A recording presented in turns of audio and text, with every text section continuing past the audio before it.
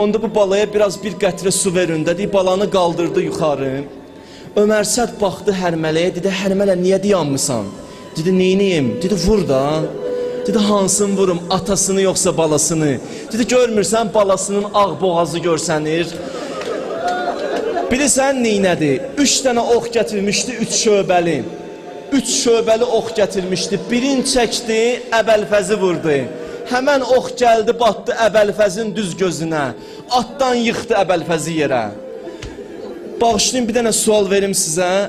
Əbəlfəzi yıxan ox gəlib Əli Əsxərə deysə nə olar?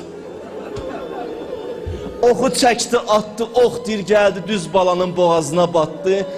Balanın dir başı düşdü İmam Hüseynin əllərinə. İmam Hüseyin götürdü başı, qanı götürdü, atdı göyə, dedi, ya Rəbbəl aləmin, bunu məndən qəbul elə, bir Əli Əsxərim qalmışdı.